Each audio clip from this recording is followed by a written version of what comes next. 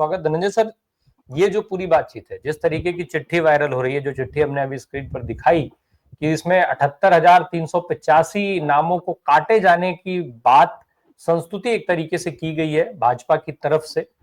अब बिहार में नाम अगर भाजपा ही कटवाएगी तो फिर वोट कौन डालेगा? वोटर लिस्ट, वो जो रिवीजन की बात हो रही है, उसके मायने क्या रह जाते हैं? कोई मायने बचते हैं? और दूसरा, क्या ये सारी चीजें भी सुप्रीम कोर्ट नोटिस करेगा कि नहीं करेगा?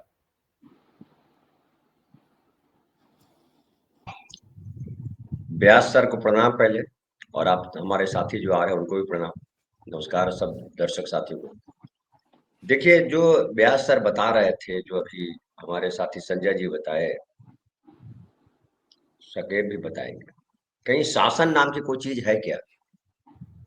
चाहे आप चुनाव में तो उनको दिखाना है कि देखिए हम जीत गए, लेकिन जहां आप लद्दाख में जो हो रहा है, जो हुआ है, क्या आप उसको कहेंगे कि शासन का काम है? मणिपुर में जो हुआ, जो हो रहा है, क्या उसको कहेंगे शासन का काम है? गुजरात में जो लंबे समय से हो रहा है, ऑपरेशन सिंदूर के दौरान जो सब हुआ, क्रिकेट मैच में जिस तरह के जीतने के बाद, जीतने के पहले भी क्रिकेट मैच जिस तरह से कराया गया, और क्रिकेट मैच को की जीत को जिस तरह से पूरा बीजेपी, पूरी सरकार, पूरा मीडिया, पूरा भक्त, सारे मूर्ख एक साथ, ऐसा लग रहा है कि ऐसी बड़ी जीत तो आज तक हासिल हुई नहीं थी, और अब कहीं भी मात दी नहीं जा सकती है। इंडियन टीम ऐसी टीम हो गई है जो अजेय हो गई। जब से नरेंद्र मोदी आए हैं, उनको इतनी ताकत मिल गई इंडियन टीम को। वहां भी पता नहीं कोई चुनाव आयोग जैसी संस्था है क्या है, ये मुझे नहीं पता। लेकिन ये जो ढाका का जो किस्सा आप बता रहे हैं, ये नहीं भी करते तो भी कर सकते थे। चिट्ठी भाजपा के लेटर हेड पे डाल करके कहा है, वो कह सकते हैं कि ये कोई मेरे नाम पे किसी और ने किया है, हम नहीं कहेंगे।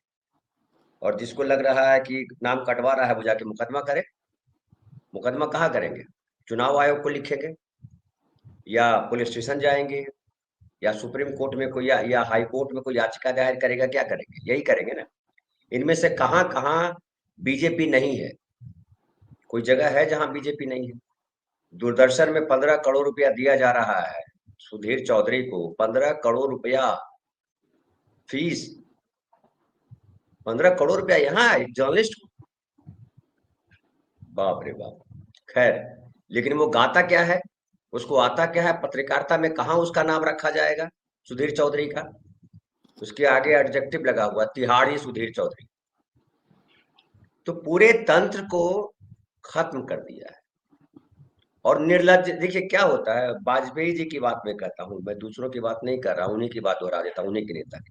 वो कहते थे कि लोकतंत्र जो है लोक लाज से चलता है। क्या लोक का कोई लाज है इनके पास? शर्म है कहीं? किसकी शर्म है? न भारतीय संस्कृति की शर्म है, न नैतिकता की शर्म है, न दूसरों का सम्मान करने की शर्म है, न हार के बाद पश्चाताप करने की शर्म है। हारने के बाद भी ये जो है ढोल पीटते हैं, हम जीत करके आ गए। पाकिस्तान गिड़गिड़ा रहा था, कहाँ गिड़गिड़ा रहा था? 2-4 वीडियो लगा देते, ये देखिए शहबाज हुसैन जो है यहाँ रो रहे हैं, कह रहे हैं मोदी जी हमको बचाइए, मत मारिए हमको। ऐसा कहीं कोई वीडियो देखा क्या? और अगर ऐसा हुआ होता ऑपरेशन सिंदूर के दौरान, तो क्या अमित शाह जी नहीं कहते कि एक काम करिए, बैठिए, हमने वादा किया है पीओ के लेके आएंगे, इससे अच्छा मौका तो हो नहीं सकता। अब पीओ के हिंदुस्तान का हुआ, साइन करो यहाँ। नहीं कराते वो? 21 आतंकी ठिकाने हैं वहां पाकिस्तान में, यही लोग कहते हैं। 9 ही क्या खत्म किए, 12 किसके लिए छोड़ा है? अगली बार के लिए। ये सारा ढोंग है, और पूरा सोशल मीडिया, पूरा पुलिस तंत्र, न्याय व्यवस्था, सबका मजाक, सबको खिलौना बना दिया है। अभी जो है अचानक आने लगा कि कहां कहां युद्ध रुकवाने के लिए मोदी जी फिर निकल पड़े। तो चुनाव में क्या होगा ये बड़ा मुश्किल है बता पाना। अगर सही तरीके से चुनाव होगा तो बीजेपी की बुरी गत होने वाली है बिहार में। हारने वाले हैं, भयंकर हार होने वाली है। और एक जो नया राग छेड़ा था प्रशांत किशोर जी का, प्रशांत किशोर जी भी जो है, ऐसा लग रहा है कि बीजेपी के नेताओं पे आरोप लगाओ, तुम्हारी भी थोड़ी चर्चा हो जाएगी। और फिर कोई नेता कुछ बोला? 4 बीजेपी के नेताओं पर आरोप लगे हैं करप्शन के, मर्डर के, लेकिन किसी को कुछ नहीं। सम्राट चौधरी का आपने बयान देखा होगा, सम्राट चौधरी ने क्या कहा? सम्राट चौधरी ने कहा कि जो है झूठा सब आरोप लगाया प्रशांत किशोर, और तनिक चेहरे पे शिकन नहीं है, तनिक भय नहीं है। यानी नरेंद्र मोदी जी, अमित शाह जी ने उसे अभयदान दिया हुआ है कि घबराना मत, कुछ नहीं होने वाला है, निर्णय तो हमको लेना है। ईडी, सीबीआई, इनकम टैक्स, सारे डिपार्टमेंट मेरे पास है, मेरी दासी है, मैं कहूंगा तो जाएंगे, नहीं कहूंगा तो नहीं जाएंगे। तो ये सारा हमने देखा है ना, कितने लोगों पे ईडी की छापे पड़े, कितने लोग जेल में गए, कितने लोगों के खिलाफ केस दायर हुए, बंद हो गए, सब हम लोग के सामने है। पिछले 11 साल से हम लोग, खास करके पिछले 7 साल से अगर देख लीजिए, तो लगातार बोल ही रहे हैं। ये 11 साल में नोटबंदी से लेकर के, कोरोना से लेकर के, किसानों के आंदोलन से लेकर के, तमाम महंगाई से लेकर के, पेट्रोल डीजल के दाम से लेकर के, कोई जगह है जहां हम लोगों ने नहीं बोला है? लेकिन हासिल क्या हुआ? तो मुझे तो लग रहा है कि अब हम लोग भी, लगता है, बोल बोल करके, हालांकि बोलना हमारी जरूरत है, मजबूरी है, हम नहीं बोलेंगे तो ये और इनका जो है छाती फैल जाएगी और पूरे देश को हम्म। कचरे का ढेर बना देंगे। तो कचरे का ढेर तो इनके बाबा का देश तो है नहीं कि ये कचरे का ढेर बनाए। न वहां व्यास साहब गुजरात में बनने देंगे और न हम लोग बिहार में बनने हम्म। देंगे। खैर, तो मुझे लग रहा है ये कि आम आदमी के पास धीरे धीरे जब बात ये पहुंचेगी, क्योंकि काम तो ये नहीं कर रहे हैं, ये जान लीजिए, ये काम नहीं कर रहे हैं, ये गुंडाई कर रहे हैं। जय श्री राम ये बोलेंगे और आई लव मोहम्मद दूसरा बोलेगा तो झगड़ा कर लेंगे, पुलिस मारपीट हम्म। करेगी, जेल मुकदमा हो जाएगा। अब वहां देखिए बिहार में उसका काट निकाला इन लोगों ने, अब कहा आई लव तेजस्वी। अब आप भी चलाओ I love Narendra Modi, I love Nitish Kumar, ये आई लव तेजस्वी यहाँ चला रहा है। एक तीर से दो शिकार इसी को कहते हैं। मुझे लग रहा है कि बीजेपी का बड़ा जल्दी पटाक्षेप होने वाला है, और नहीं तो भयानक हो जाएगा इनके साथ, जो नहीं होना चाहिए। जी। धनंजय सर, एसआईआर तो अब देखिए होता है कि नहीं होता है, सुप्रीम कोर्ट क्या करता है ये तो फिलहाल 7 अक्टूबर को क्लियर होगा। लेकिन अभी जो सबसे जरूरी चीज है, वोट चोर का मुद्दा खूब गर्म किया गया, वोट चोरी का मुद्दा खूब गर्म किया गया, और उसके बाद से लगातार बिहार के आवश्यक जो मुद्दे हैं उनको उठाया जा रहा है। लेकिन सवाल मेरा आकर के खड़ा होता है कि किस मुद्दे पर लड़ा जाएगा बिहार विधानसभा का चुनाव?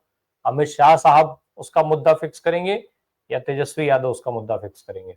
जो आपने वीडियो दिखाया हमें, नहीं, आप फिर से म्यूट हो गए, 1 मिनट। हम्म।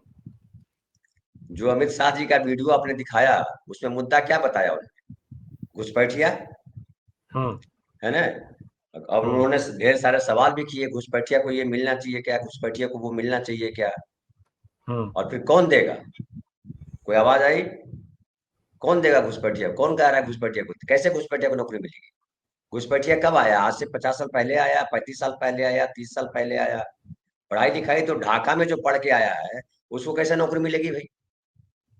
पढ़ाई जिसकी हिंदुस्तान में हुई है उसी को नौकरी मिलेगी ना। अब इनको पढ़ाई लिखाई से लेना देना तो है नहीं। अमित शाह जी कहाँ पढ़ के आए? क्या पढ़े हैं? पढ़े हुए कहीं कुछ दिखाई पड़ता है? पढ़ा हुआ आदमी कैसे बात करता है? अमित शाह जी को सुन के लगता है आपको कि पढ़े हुए आदमी है? और अगर ऐसे पढ़े आदमी होते तो पढ़ने की जरूरत क्या है भाई? बिहार जो है वो घुसपैठियों पे नहीं चल रहा है। बिहार में मूल मुद्दा है कि रोजगार दो। अब तड़ीपार की डिग्री जो है नौकरी नहीं देती, वो मंत्री बना सकती है, नौकरी नहीं देती है वो डिग्री। तो हम्म। अब हो सकता है मोदी जी को नया निकाल दें इंटायर पॉलिटिकल साइंस वाला, तो कोई कुछ नहीं कहा जा सकता है। अब तो व्यास भाई साहब ज्यादा बेहतर बताएंगे, वो तो साथ में रह चुके हैं, उन लोगों को जानते हैं ज्यादा बढ़िया तरीके से। एक जमाने में तो गुरु माने जाते थे व्यास भाई। खैर, हम्म।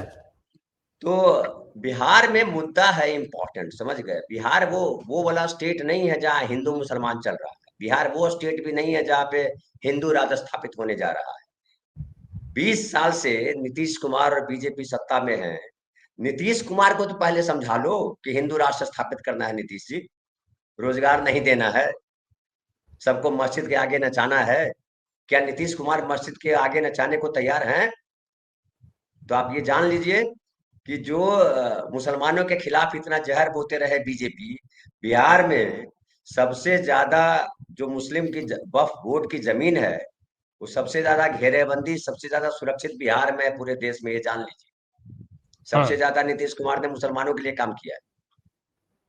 अब फिर बात आती है कि एक नीतीश कुमार के प्रति लोगों में गुस्सा नहीं है, मैं नहीं देखता हूँ गुस्सा, लेकिन नीतीश कुमार के बारे में ये कहा जा रहा है कि नीतीश जी आप बूढ़ा हो गए हैं, हट जाइए, आपसे नहीं चलेगी सरकार, बीजेपी वाला कब्जा कर लेगा। ये कह रहे हैं लोग कि बीजेपी वाला कब्जा कर लेगा और सम्राट चौधरी और विजय सिन्हा जैसे लोग बिहार चलाएंगे, जो आपके बनाए हुए बिहार को बर्बाद कर देंगे।